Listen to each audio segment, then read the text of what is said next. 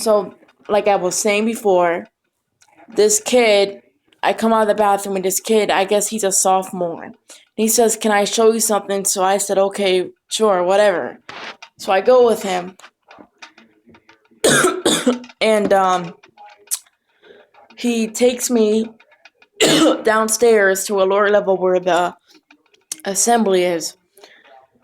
And he starts trying to unlock these doors, and I'm like, why is this kid trying to unlock doors? Like, does he want to lock me in a room or something? Does he want to do something that's inappropriate? And my mind was just telling me, run, run, but at the same time, my gut was saying, don't scream because he might have a knife or something. And I was getting scared.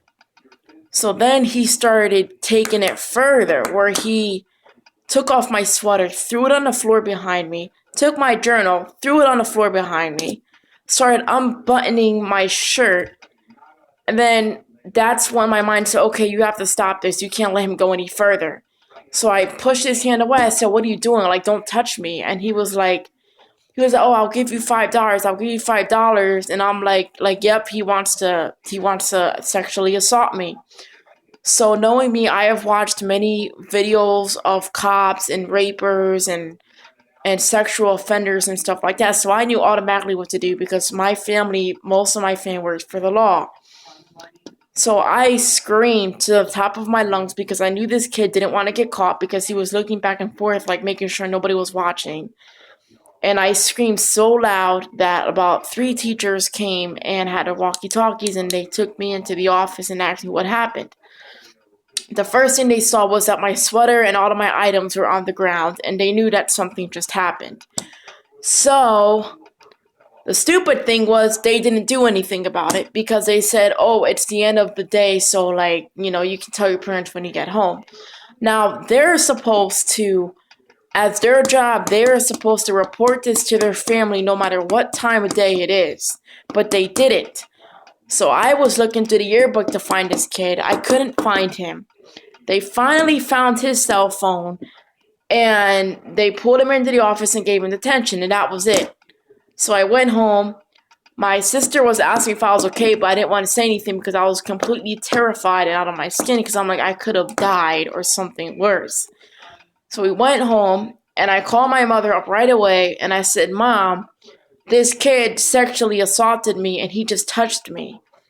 And I went, and my dad overheard it, said it to my father, and I felt like it was my fault because I followed him when I knew that I shouldn't have done that. But my dad said, no, it's not your fault because you didn't know. Like, it's not your fault. You just learned from it. So my dad said to my sister, the next time when something is wrong with your sister, you have to get it out of her. Even if she's not saying anything, you have to get it out of her. So my dad called the school, very angry with them, saying, I want that kid out of the school and away from my daughter and arrested right now. And I want the police at my house. So the police came, I told them everything that happened, and then we went to the police station, and they were asking me how I was doing and everything.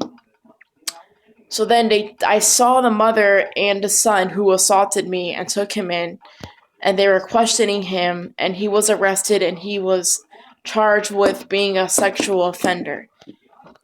So that's when I started to tell my mom that, listen, I need to start taking fighting classes. I need to learn how to defend myself because God forbid if this happens again, I know what to do. And I told her I need to start learning to defend myself. I can't let this keep happening to me. So I was trained that never to use fighting as a weapon and never use it out of anger. Only use it to protect others and to defend yourself.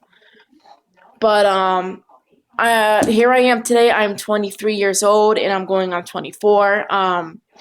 So yeah, that's basically the crap that I went through. There's a whole lot of other crap that I went through, but there were some times where I was bullied, times where I would used to run away from my problems, but there were also times where I couldn't even remember where I was bullied. But